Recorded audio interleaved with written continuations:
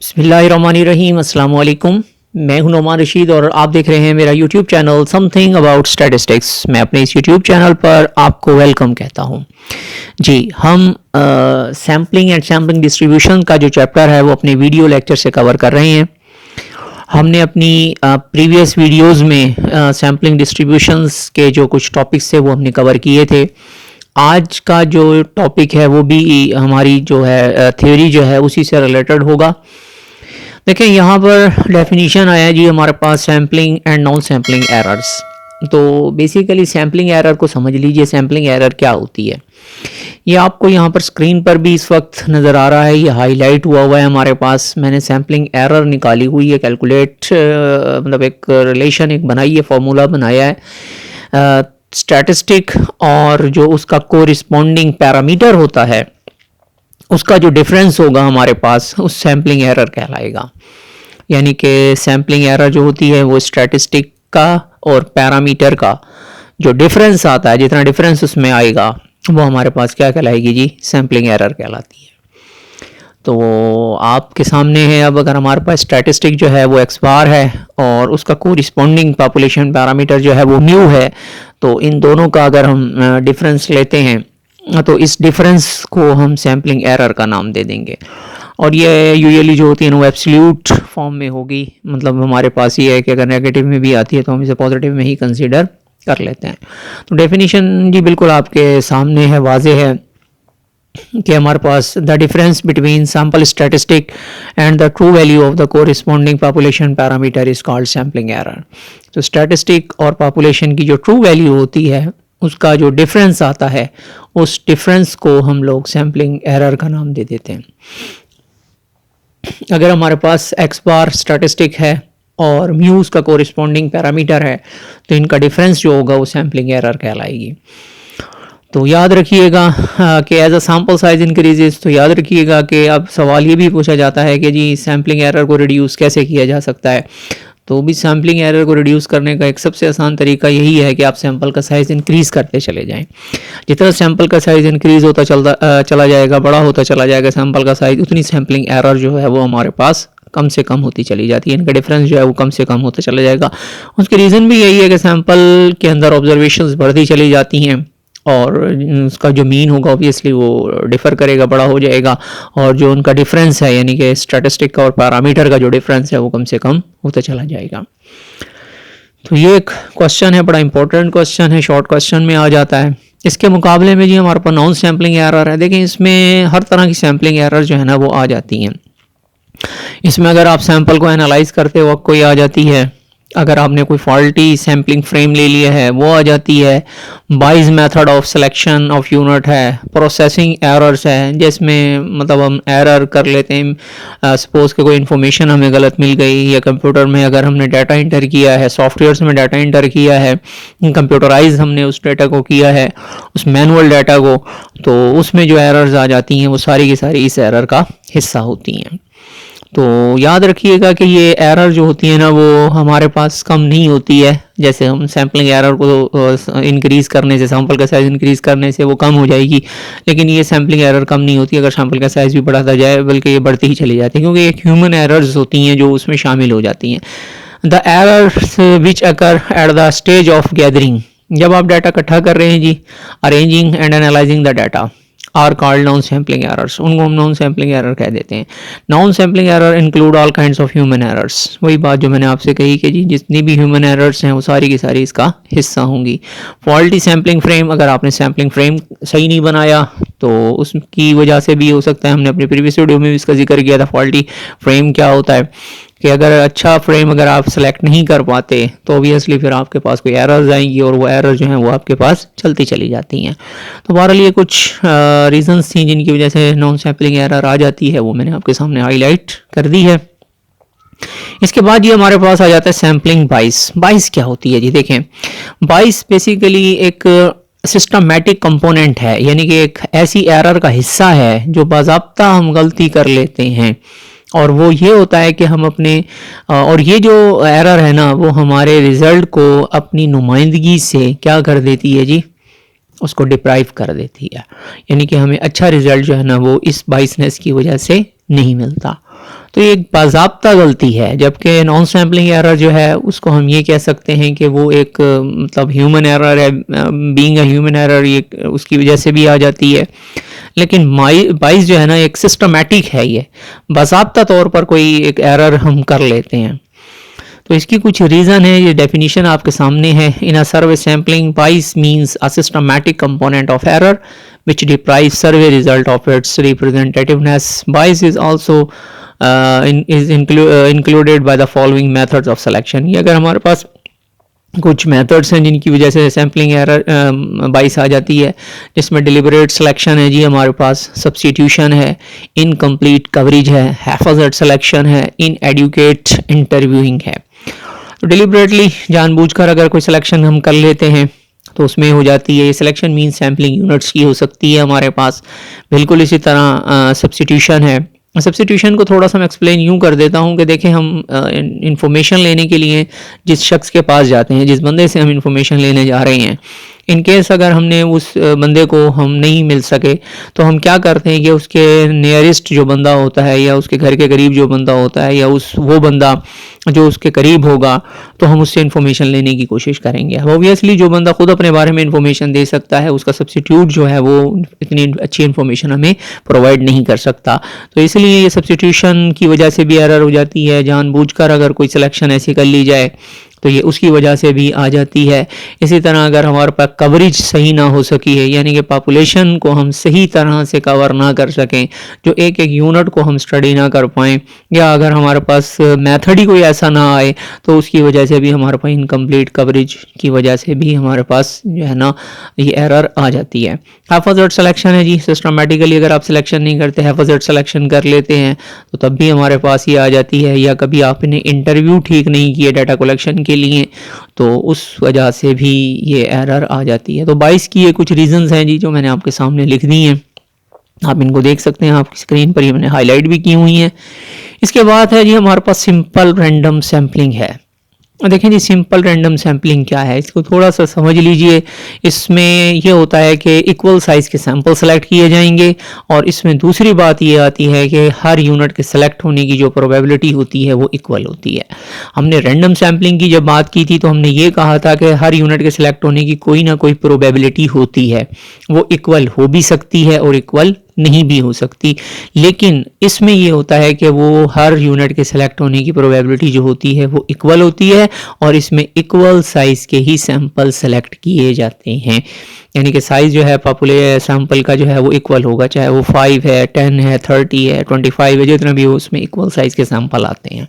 तो डेफिनीशन भी आपके सामने है। Simple random sampling is a procedure of selecting a sample of size n। याद रखिएगा, सैंपल के साइज को हम n से डिनोट कर रहे हैं। तो from the population in which way that each unit in the population has an equal probability of being included in the sample. पहली बात तो यही है कि एक जो प्रोबेबिलिटी होगी हर सैंपल के यूनिट की पॉपुलेशन में से, उसकी जो होगी प्रोबेबिलिटी वो क्या होगी, वो इक्वल होगी। और each possible sample of same size n has an equal probability of being selected. और इसमें इक्वल साइज का सैंपल होगा जिसकी प्रोबेबिलिटी भी जो होगी वो इक्वल होगी ये हमारे पास।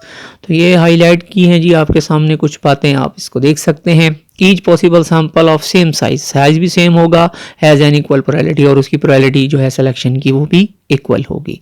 तो हर एक यूनिट के सिलेक्ट होने की प्रोबेबिलिटी भी इक्वल होगी, और सैंपल का साइज भी सेम होगा, और उनकी प्रोबेबिलिटी जो है वो सैंपल में आने की, पॉपुलेशन में आने की, पॉपुलेशन से सैंपल में आने की जो है ना, यानी कि इक्वली लाइकली की हम यहाँ पे एक मिसाल दे सकते हैं कि वो इक्वली लाइकली की तरफ ये इशारा है कि इक्वली लाइकली होंगे वो।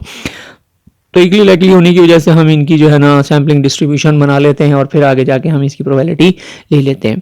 अब सवाल ये आता है कि सिंपल रैंडम सैम्पलिंग जी हम कब यूज़ कर सकते हैं, कौन सी ऐसा केस है जिसमें हम सैम्पलिंग जो है ना ये यूज़ करते हैं। तो याद रखिएगा, when the population is essential homogeneous, जब आपके पास पॉपुलेशन जो हो वो होमोजीनियस हो। अगर पॉपुलेशन आपके पास होमोजीनियस नहीं है तो आप इसको यूज़ नहीं करेंगे।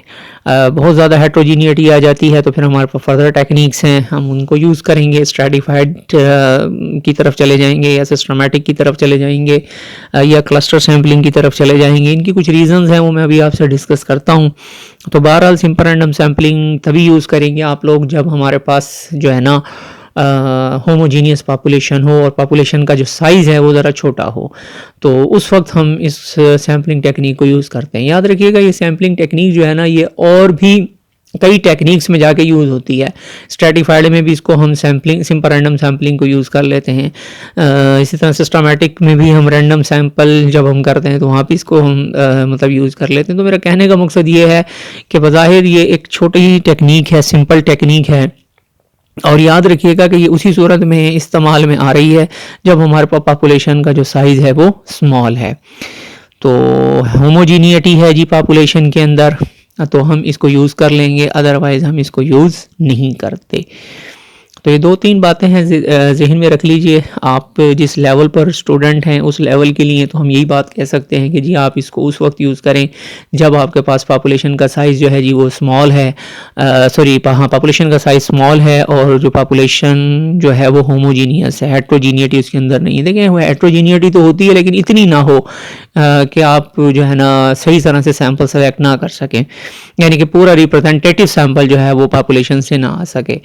तो बहरहाल ये है कि ये हम एग्रीकल्चर में जब हम एक्सपेरिमेंटल डिज़ाइन और इस तरह के जब टेक्निक्स पढ़ते हैं तो उसमें भी हमें ये सहारा, ये जो है ना टेक्निक हमें यूज़ करने को मिल जाती है। तो फिर दोबारा सुन लीजिए जी, इसमें मैंने हाईलाइट कर दी हैं बातें। इक्वल साइज़ का सैंपल सेलेक्ट होगा और प्रायोरिटी इक्वल होगी, और हर यूनिट का जो पॉपुलेशन में से सैंपल में आने का जो है हमारे पास जो क्या कहते हैं जी प्रोबेबिलिटी है वो इक्वल होती है। अब ये है कि जी सिलेक्शन है जी, हम कितने मेथड से अपना सिंपल रैंडम सैंपल जो है जी वो सिलेक्ट करेंगे।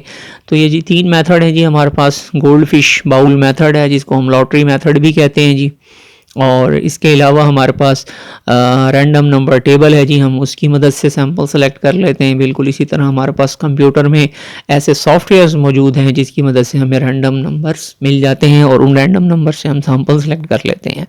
तो लॉटरी मेथड का थोड़ा सा आपको बताता चलूँ जी कैसे होता है। जितने भी आपके पास पॉपुलेशन होती है जी, आप उनको क्या करते होते हैं जी, उनको आप उनके नाम लिख लें, उनकी आइडेंटिफिकेशन के लिए उनको नंबर अलॉट कर दें, चाहे किसी भी शक्ल में हो, और फिर लॉटरी की तरह जिस तरह हम लॉटरी निकालते हैं, जितना भी सैंपल आपने सेलेक्ट करना है आप उसमें से अपनी यूनिट सेलेक्ट कर लें, चाहे 50 है, 30 है, 20 है, वो 1 बाय 1 आप सेलेक्ट करते जाएं। वो रैंडम नंबर्स की तरह से आप उनको सेलेक्ट करते जाएं। आप जो भी उस लॉटरी में उस नंबर में आ जाएगा आप उसे जाके इन्फॉर्मेशन लें, जो भी आपने सैंपल सेलेक्ट करना है। एग्रीकल्चर का सिलेक्ट करना है तो जिस चीज़ से का भी आपने डाटा इकट्ठा करना है आप उनकी इन्फॉर्मेशन लेकर अपना डाटा कलेक्ट कर लें। रैंडम नंबर टेबल है जी, आप लोगों की जो बुक्स होती हैं उनके एंड पर रैंडम नंबर टेबल आपको मिल जाती हैं। आप जितना सैंपल होता है उस रैंडम नंबर टेबल की मदद से ले लें, या कंप्यूटर में ऐसे सॉफ्टवेयर अब तो हमारे पास मिल जाते हैं जो रैंडम नंबर जनरेट करते हैं, तो आप उनकी मदद से भी ये सैंपल सेलेक्ट कर सकते हैं। तो रैंडम नंबर टेबल भी हो जाती है, रैंडम नंबर जनरेटर भी है। अब तो कई लैंग्वेजेस ऐसी हैं जिसके अंदर खुद रैंडम नंबर्स जो है ना जनरेट होते रहते हैं। इवन कैलकुलेटर में भी अब ऐसा सिस्टम है कि आप रैंडम नंबर वहाँ से भी आपको मिल जाते हैं। तो ये है जी हमारे पास इसके कुछ मेथड्स जो मैंने आपके सामने भी डिस्कस किए। अब हम दूसरी इम्पॉर्टेंट टेक्निक की तरफ जा रहे हैं जी, जिसका नाम है स्ट्रैटिफाइड रैंडम सैम्पलिंग। तो इसमें ये होता है कि हम अपनी पॉपुलेशन को ग्रुप्स में डिवाइड कर लेते हैं। जैसे हमारे पास, मिसाल देता हूँ कि मैं आपको कॉलेज की एग्जांपल देता हूँ, इसकी आपको आसानी से समझ आ जाएगी। आपके पास 3 किस्म की जो है ना क्लासेस होती हैं, एक मेडिकल, एक नॉन मेडिकल और एक ICS ग्रुप। अब हम पॉपुलेशन में से सैंपल सेलेक्ट करना चाहते हैं तो इसका तरीकाकार ये है कि हम अपनी पॉपुलेशन को 3 ग्रुप्स में डिवाइड कर लें। मेडिकल के स्टूडेंट्स अलहदा, नॉन मेडिकल के स्टूडेंट्स अलहदा और ICS के स्टूडेंट्स अलहदा। तो अब क्या है कि हमारे पास ये जो ग्रुप है ना, जो मेडिकल का ग्रुप है वो इंटरनली होमोजीनियस हो जाएगा। इंजीनियरिंग का या नॉन मेडिकल का जो ग्रुप है वो इंटरनली जो है वो होमोजीनियस हो जाएगा, और इसी तरह ICS का जो ग्रुप है वो इंटरनली होमोजीनियस हो जाएगा। लेकिन ये ग्रुप टू ग्रुप जो है वो हेट्रोजीनियटी है, एक ग्रुप दूसरे ग्रुप से बिल्कुल डिफरेंट है। इसी तरह ICS का ग्रुप जो है वो नॉन मेडिकल के ग्रुप से जो है वो डिफरेंट है। अब हम क्या करेंगे, हर ग्रुप में से स्टूडेंट्स सेलेक्ट कर FSC में मेडिकल में से भी, नॉन मेडिकल में से भी, और जो ICS का ग्रुप है उसमें से भी सैम्पलिंग यूनिट सेलेक्ट करके एक सैंपल बना लेंगे और उस सैंपल को हम स्ट्रेटिफाइड रैंडम सैंपल कह देते हैं। ऑब्वियसली इस टेक्निक को फिर हम स्ट्रेटिफाइड रैंडम सैम्पलिंग कह देते हैं। याद रखिएगा कि ये टेक्निक उस वक्त यूज़ होती है जब हमारे पास जो पॉपुलेशन होती है वो हेट्रोजीनियस होती है। तो हम किसी एक फैक्टर की बेस पर, जिसको हम स्ट्रेटिफाइंग फैक्टर कहते हैं, उस बेस पर हम अपनी पॉपुलेशन को ग्रुप्स में डिवाइड कर लेते हैं। जैसे मैंने आपको एग्जांपल क्लासेस की दी। अब हमारा स्ट्रेटिफाइंग फैक्टर जो है वो उनके सब्जेक्ट है, उनके सब्जेक्ट वाइज हम अपनी ग्रुप्स में डिवाइड कर लेते हैं। लेकिन इसमें भी ये डेफिनेशन है, if the units in the population are not homogeneous. सबसे पहली बात जो है ना कि होमोजीनियटी नहीं है, नॉट होमोजीनियस है, यानी कि हेट्रोजीनियटी है। Then population is divided into non overlapping classes or groups called strata. तो एक को हम स्ट्रेटम कहते हैं और इनकी जो प्लूरल है वो स्ट्रेटा है, तो उसको स्ट्रेटा कहा जाता है। एक ग्रुप को स्ट्रेटम कहेंगे और जो मतलब एक से ज़्यादा ग्रुप्स होंगे उनको स्ट्रेटा का नाम दे दिया जाएगा। Units with in each stratum, आगे मैंने लिख दिया है कि singular of strata are as homogeneous as possible with respect to the characteristic under study or stratifying factor। तो stratifying factor ही इसको कहते हैं जी, जिसकी बेस पर आपने ग्रुप्स बनाए हैं। अब अगर इसको हम और फर्दर देखें तो मैं आपको 3 ग्रुप्स बना देता हूँ, रिच, मीडियोकर फैमिलीज और पुअर। अब ये ग्रुप आसानी से हो गए। अब ये एक ग्रुप दूसरे के साथ ओवरलैप भी नहीं कर रहा और इंटरनली ये होमोजीनियस है। आप उनकी कैरेक्टरिस्टिक के लिहाज से इनको ग्रुप्स 3 ग्रुप्स में डिवाइड कर लें। अब आप उनकी जो सैलरी है उसके लिहाज से 3 ग्रुप्स में इनको डिवाइड कर लें। तो मेरा कहने का मकसद ये था कि फिर हर ग्रुप में से सैम्पलिंग यूनिट सेलेक्ट करते हैं और फिर हम एक कंप्लीट सैंपल बना लेते हैं जिसको हम स्ट्रेटिफाइड रैंडम सैंपल कह देते हैं। तो आगे जी थोड़ा सा आगे चलते हैं। ये है जी stratified random sampling is used. सबसे पहले कि the variation among the strata are greater than the variation within strata. सबसे पहली बात यह है कि जो हमारे पास जो वेरिएशन है जी वो among the strata are greater than variation within strata. Within strata जो है जी वो है होमोजीनियस होनी चाहिए, लेकिन स्ट्रेटा के अंदर जो वेरिएशन है वो ज़्यादा होनी चाहिए। यानी कि एक स्ट्रेटम से दूसरे स्ट्रेटम में जब हम जाएं तो उसका ग्रुप जो है ना वो टोटली जो है ना मुख्तलिफ होना चाहिए, जिसे हम कह सकते हैं कि टोटली हेट्रोजीनियस होना चाहिए। लेकिन विद इन स्ट्रेटम जो है वो होमोजीनियस होना चाहिए। तो फिर हम ग्रुप्स इसी तरह ही बनाएंगे कि एक ग्रुप जो है वो दूसरे ग्रुप के साथ रिलेट नहीं करता। Information about some part of the population is decide. याद रखिएगा इसको डोमेन भी कहा जाता है। अगर आप थोड़ा सा फर्दर बुक्स को स्टडी करें तो इसका मैं कुछ रेफरेंस देता हूँ आपको ना। किश की बुक है आप उसको पढ़ें, या कॉकरान की जो बुक है आप उसको ज़रा इसके लिए ना स्टडी करें। ये एक बुक्स अच्छी हैं इस हवाले से। अगर इंडियन ऑथर्स की बुक आपने स्टडी करनी है तो उसमें दारोगा सिंह की बुक एक अच्छी बुक है, आप उसको स्टडी करें। तो कहने का मेरा मकसद ये है कि जब हमें किसी एक पार्ट की, किसी ग्रुप के एक पार्ट की, एक स्ट्रेटम के किसी एक हिस्से की हमें इंफॉर्मेशन चाहिए होती है तो उस वक्त भी हम स्ट्रेटिफाइड रैंडम सैम्पलिंग को यूज़ कर लेते हैं। आप मज़ीद इन्फॉर्मेशन के लिए मेरे से डिस्कस कर सकते हैं। ऑब्वियसली मुझे एक वीडियो कवर करनी होती है, वीडियो की लेंथ ज़्यादा हो जाती है तो मुझे छोटे छोटे पार्ट्स में इसको वीडियो को कवर करना पड़ रहा है। तो बहरहाल अगर आपको डिटेल इन्फॉर्मेशन चाहिए तो आप मुझसे पर्सनली कॉन्टैक्ट कीजिए, मैं आपको और इसके बारे में डिटेल इन्फॉर्मेशन दे सकता हूँ। The purpose of study random sampling are it provides improve estimate of the population characteristic. याद रखिएगा ये सिंपल रैंडम सैम्पलिंग से बेहतर रिजल्ट हमें देती है और कई जगहों पर तो मतलब ये एक अच्छा हमारे पास ना एस्टिमेटर हमें पॉपुलेशन का दे देती है। It reduces the variance of the estimator more precise estimator. याद रखिएगा इसकी जो रिलायबिलिटी होती है एस्टिमेटर की वो बेस्ट होती है, जिसको हम प्रिसियन का नाम दे देंगे या प्रिसियन या रिलायबिलिटी का नाम दे देते हैं। तो याद रखिएगा कि ये हमें एक अच्छा रिजल्ट जो है ना वो प्रोवाइड करती है पॉपुलेशन के पैरामीटर का।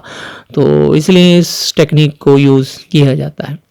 तो फिर देख लीजिए कि जिसमें हम करेंगे क्या, इसमें हम ग्रुप्स बना लेंगे और हर ग्रुप में से सैम्पलिंग यूनिट सेलेक्ट करके एक कंप्लीट सैंपल बना लेते हैं। अब हमारे पास एलोकेशन के मेथड्स हैं जी, 3 से 4 हमारे पास इसमें मेथड हैं जो जिस तरह से हम अपना सैंपल उसमें से सेलेक्ट कर सकते हैं। तो पॉपुलेशन में स्ट्रेटम में से सैंपल सेलेक्ट करने का जो प्रोसीजर होता है, जो अमल होता है, डिस्ट्रीब्यूशन होती है, उसको हम एलोकेशन कहते हैं। तो by allocation of a sample we mean the way the total sample size n is distributed among the various strata into which the population has been divided। तो बेसिकली क्या होता है कि जी हर स्ट्रेटम में से सैम्पलिंग यूनिट इकट्ठा कर कर जब हम एक सैंपल बनाते हैं जिसमें हमारी पॉपुलेशन डिवाइड हुई हुई होती है जिन स्ट्रेटम में, उस प्रोसीजर को, उस अमल को, उस वे को हम एलोकेशन ऑफ सैंपल साइज कहते हैं। फिर सुन लीजिए, अब होता क्या है कि हर स्ट्रेटम में से हमने सैम्पलिंग यूनिट सेलेक्ट करने, दूसरे स्ट्रेटम में से भी सैम्पलिंग यूनिट सेलेक्ट करने, तीसरे में से भी करने, जितने भी स्ट्रेटम बने हुए हैं उसमें से सैम्पलिंग यूनिट सेलेक्ट करने। अब सवाल ये आता है कि हमने पहले स्ट्रेटम में से कितने करने, दूसरे में से कितने करने, तीसरे में से कितने करने। इस वे को कि कितने कितने सैम्पलिंग यूनिट सेलेक्ट करने, इस अमल को एलोकेशन कहा जाता है और इसको हम एलोकेशन ऑफ सैंपल साइज कहते हैं। तो अब डेफिनेशन भी आपके सामने है। By allocation of a sample we mean the way the total sample size n is distributed among the various strata into which the population has been divided, कि जिसमें स्ट्रेटा में हमारी पॉपुलेशन डिवाइड हुई हुई है उसमें से हमने हर स्ट्रेटम में से कितने कितने सैम्पलिंग यूनिट सेलेक्ट करने हैं। इस अमल को, इस वे को एलोकेशन ऑफ सैंपल साइज कहा जाता है। तो इसके लिए जी 4 मेथड बुक्स में लिखे हुए हैं। एलोकेशन, इक्वल एलोकेशन है जी, दूसरा है जी प्रोपोर्शनल एलोकेशन, तीसरा है नेमन एलोकेशन और चौथा है जी हमारे पास ऑप्टिमम एलोकेशन। ये हम मतलब जो आम तौर पर बीएससी, एडीपी, एडीएस की बुक्स हैं उसमें ये 4 मेथड्स ही लिखे हुए हैं। तो इसमें है जी इक्वल एलोकेशन। मैं आपको बता देता हूँ इक्वल एलोकेशन का मतलब क्या होता है। इक्वल एलोकेशन ये होगी कि हर स्ट्रेटम में से बराबर बराबर के सैम्पलिंग यूनिट सेलेक्ट कर लीजिए। मिसाल देता हूँ, आपने 3 ग्रुप बनाए हैं या 3 स्ट्रेटम बनाए हैं और आपने 15 का सैंपल लेना है, तो आप क्या करें जी, हर ग्रुप में से 5-5 सैम्पलिंग यूनिट सेलेक्ट कर लें, पहले ग्रुप में से भी, दूसरे ग्रुप में से भी और तीसरे ग्रुप में से भी, तो आपका टोटल का 15 का सैंपल बन जाएगा। इसे कहते हैं हम इक्वल एलोकेशन। हर स्ट्रेटम में से बराबर बराबर number of sampling unit select कर लें, उसको हम लोग कह देंगे इक्वल एलोकेशन। तो इसका फॉर्मूला भी यही है हमारे पास, n टोटल सैंपल है जितना हमने सेलेक्ट करना है और ni हमारे पास ये होता है कि हर स्ट्रेटम में से हमने कितने सैम्पलिंग यूनिट सेलेक्ट करने हैं। तो n को हम स्ट्रेटम की तादाद पर क्या कर देंगे, डिवाइड कर देंगे, तो हमारे पास पहले यूनिट में से नंबर आने वाले जो होंगे वो यूनिट हमारे पास आ जाएंगे। The allocation is called equal allocation when from each stratum equal number of sampling unit is selected. Her stratum में से इक्वल साइज का जो सैम्पलिंग यूनिट्स हैं वो हम सेलेक्ट कर रहे हो तो उसे हम क्या कह देते हैं कि इक्वल एलोकेशन कह देते हैं। यानी कि हर स्ट्रेटम में से बराबर बराबर के सैम्पलिंग यूनिट्स आप सेलेक्ट करते जाएं। पहले ग्रुप में से अगर 10 करने हैं तो दूसरे में से भी 10 करें, तीसरे में से भी 10 करें, तो इस तरह इसको कह देते हैं हम इक्वल एलोकेशन। इसके अलावा जी हमारे पास दूसरा मेथड है प्रोपोर्शनल एलोकेशन। प्रोपोर्शनल एलोकेशन ये कहलाता है कि जितना स्ट्रेटम का साइज होता है आप उतना ही आप अपना सैम्पलिंग यूनिट जो है उतने ही उसमें से सैम्पलिंग यूनिट ज़्यादा सेलेक्ट करें। जिसका जितना आपके पास साइज़ कम है पॉपुलेशन स्ट्रेटम का, उतना उसमें से कम सैम्पलिंग यूनिट सेलेक्ट करें। जितना ज़्यादा है उतना ज़्यादा सैम्पलिंग यूनिट उसमें से सेलेक्ट करें और जितना कम है उसमें से उतना ही कम सैम्पलिंग यूनिट सेलेक्ट करें। तो इसको हम कह देते हैं the allocation is said to be proportional when the total sample n is distributed among the different strata in proportional to the size of the strata. याद रखिएगा, यही वर्ड फाज आपको दोहरा रहा हूँ कि साइज ऑफ द स्ट्रेटा, जितना strata का साइज होगा उसके अकॉर्डिंग हम सैम्पलिंग यूनिट सेलेक्ट कर लेंगे। यहाँ पर हमारे पास रेशो दी गई है ni ओवर कैपिटल N की। कैपिटल Ni जो है ये हमारे पास जो होता है ये स्ट्रेटम का साइज है और कैपिटल N जो है वो हमारी पूरी पॉपुलेशन है। तो हम क्या करते हैं जी, उसकी रेशो ले लेते हैं और उससे जितना हमने सैंपल सेलेक्ट करना होता है उसके साथ मल्टीप्लाई कर देते हैं। मैं इसका की एग्जांपल देता हूँ कि कैपिटल N1 जो है हमारे पास पहले स्ट्रेटम की जो तादाद है वो 10 है और टोटल हमारे पास जो पॉपुलेशन है वो सपोज के 30 है। अब हमारे पास क्या आ जाएगा, 10/30 आ जाएगा, यानी कि 1/3 आ जाएगा। और मैंने जो सैंपल सेलेक्ट करना है, सपोज करता हूँ वो 15 का करना है, तो क्या आ जाएगा, N1 ओवर कैपिटल N, यानी कि 10/30 यानी कि 1/3 हो गया, और मैंने 15 का सैंपल सेलेक्ट करना था तो क्या करूंगा, 3/15 इसको कैंसिल करूंगा तो 5 आ जाएगा। यानी कि पहले स्ट्रैटम में से मुझे कितने सैम्पलिंग यूनिट सेलेक्ट करने पड़ेंगे, 5 सैम्पलिंग यूनिट सेलेक्ट करने पड़ेंगे। इसी तरह फिर मेरे पास दूसरी भी स्ट्रैटम में से आ जाएगा, तो हर सैम्पलिंग यूनिट जो है वो हमारे पास जो है स्ट्रैटम में से उसकी तादाद हमें मिलती चली जाएगी। इन शॉर्ट, इसमें से जितना सैंपल का साइज ज़्यादा, स्ट्रैटम का साइज ज़्यादा, उतना उसमें से सैम्पलिंग यूनिट भी ज़्यादा सेलेक्ट करें। नेमन एलोकेशन जी इससे थोड़ा सा मुख्तलिफ है। नेमन एलोकेशन ये कहते हैं कि इसमें दो बातें आ जाती हैं, आपने सैंपल का साइज भी, पॉपुलेशन स्ट्रैटम का साइज भी देखना है, और उसके अंदर आपने स्टैंडर्ड डेविएशन को भी देखना है। जिसकी वेरिएबिलिटी ज़्यादा होगी आप उसमें से उतना सैम्पलिंग यूनिट ज़्यादा सेलेक्ट करेंगे, जितनी वेरिएबिलिटी कम होगी उसमें से उतना ही सैम्पलिंग यूनिट कम करेंगे। This method of allocation consist of the find ni which minimize the variance of the stratified sample mean for fixed total sample size and assuming the cost of surviving of the unit is the same in all strata। याद रखिएगा, इसमें से cost को हम क्या कर लेते हैं, सेम कर लेते हैं, ये हमारे पास नेमन कहलाता है। और अगर इसी तरह हमारे पास जो है ऑप्टिमम एलोकेशन होती है, उसमें हम कॉस्ट को भी मद्देनज़र रखेंगे और कॉस्ट के मुताबिक भी हम सैम्पलिंग जो है वो हर स्ट्रैटम में से सेलेक्ट करेंगे। Neyman allocation becomes exactly the same as a proportional allocation when the stratum standard deviation are equal. याद रखिएगा कि अगर हमारे पास स्टैंडर्ड डेविएशन जो होती है वो अगर हर एक में इक्वल आ जाती है तो फिर हम क्या करते हैं कि जी हमारे पास ये नेमन एलोकेशन जो है वो प्रोपोर्शनल एलोकेशन के इक्वल ही बन जाएगा, क्योंकि इसमें दो बातें हैं कि वेरिएबल को भी देखा जाएगा और इसमें जो है ना सैम्पलिंग जो स्ट्रैटम का जो साइज है उसको भी देखा जाएगा। तो बहरहाल ये एक हमारे पास थी, और एक आखिरी टेक्निक है जी, वो मैं आपसे अभी डिस्कस कर लेता हूँ, वो है ऑप्टिमम एलोकेशन। तो इसमें कॉस्ट को भी देखेंगे जी, और सी स्टैंड फॉर कॉस्ट, और सिग्मा आई जो है वो हमारे पास ऑप्टिमम एलोकेशन यानी कि वेरिएंस है हमारे पास स्ट्रैटम का, और इसी तरह करके सिग्मा आई जो है वो हमारे पास इसका टोटल कर लेते हैं। This allocation is called optimum when the total sample size and is allocated among all the different strata in such a way that for given cost of selecting the sample the variance of the stratified sampling and it's variance is minimised. तो इसमें याद रखिएगा कि total cost को भी देखा जाएगा, इसमें आप लोग जो है वेरिएबिलिटी को भी चेक करेंगे और स्ट्रैटम का साइज को भी देखेंगे। तो इस तरह करके जो टेक्निक बनती है उसे हम लोग ऑप्टिमम एलोकेशन कह देते हैं। तो याद रखिएगा सी स्टैंड फॉर यहाँ पर जो जिसको डिनोट कर रहा है वो हमारे पास कॉस्ट है किसी भी सैम्पलिंग यूनिट के सेलेक्ट होने की जो हम स्ट्रैटम में से सेलेक्ट करते हैं। ऑब्वियसली जब हम इन्फॉर्मेशन लेने जाते हैं तो हमें कुछ ना कुछ कॉस्ट हमें बेयर करनी पड़ती है।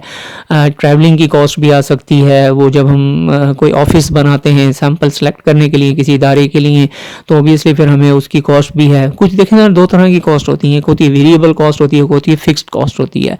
जो फिक्स्ड कॉस्ट है वो तो हर हाल में हमें बर्दाश्त करनी पड़ती है, लेकिन कुछ कॉस्ट होती हैं जो वेरिएबल कॉस्ट होती हैं, जो ट्रैवलिंग की शक्ल में हो जाती हैं, जो मेंटेनेंस की शक्ल में आ जाती हैं। तो ये डिफरेंट काइंड्स ऑफ कॉस्ट हैं जो हमें बेयर आउट करनी पड़ती हैं, जो हमें हर हाल में जो है ना जो यानी कि जो बेयर आउटेड ही हैं, यानी कि हर हाल में उनको यानी कि तस्दीक शुदा हैं कि वो होती हैं। तो ये कॉस्ट हैं जो हमें हर हाल में बर्दाश्त करनी पड़ती हैं। याद रखिएगा, यहाँ एक छोटी सी बात मैं आपके साथ डिस्कस करता चलूँ। अभी एक बात और जहन में आती है, वो भी आपसे डिस्कस करता हूँ। यहाँ पर देखें सिग्मा आई है।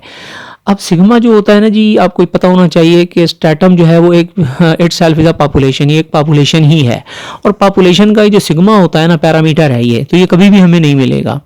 याद रखिएगा, पैरामीटर अननोन होता है, ये कभी भी नहीं मिलता, लेकिन यहाँ पर हमें यूज़ करने को मिल रहा है।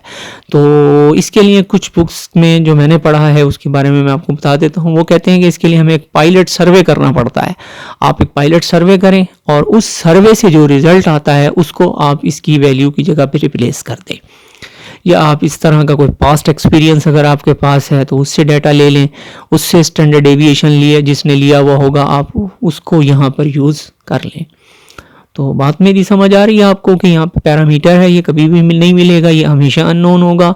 लेकिन क्या है कि अगर आप ये हासिल करना चाह रहे हैं क्योंकि फॉर्मूले में है ये, तो ये तो फिर आप पास्ट एक्सपीरियंस से ले लें। अगर वहाँ नहीं मिलता तो फिर आप इसके लिए बेहतर तरीकाकार ये है कि पायलट सर्वे कर लें। तो ये दो तीन बातें थी जो आपसे मैंने डिस्कस करनी थी। आगे सिस्टमैटिक है वो फिर हम अगली वीडियो में देखेंगे, वीडियो की ज़रा लेंथ ज़्यादा हो जाती है। इसको देखें, एक छोटी सी बात समझ लीजिए, n i over capital N, ये जो मैंने इस वक्त हाईलाइट किया हुआ है ना, इसको कुछ आथर्स ने डब्ल्यू लिखा हुआ है, वेट लिखा हुआ है। एन आई को कैपिटल एन आई से डिवाइड करते हैं ना, इसको वेट लिखते हैं, डब्ल्यू लिख लेते हैं। तो बेसिकली जब एन को इस रेशो के साथ मल्टीप्लाई करें तो हमारे पास स्ट्रैटम का से आने वाले सैम्पलिंग यूनिट की तादाद मिल जाती है। बस ये आज का टॉपिक आप लोगों के लिए मेरे पास इतना ही था। इंशाल्लाह अपनी नेक्स्ट वीडियो में मिलेंगे, उससे कुछ फर्दर स्टडी करेंगे। तब तक के लिए अल्लाह हाफिज़, अपना बहुत सा ख्याल रखिएगा।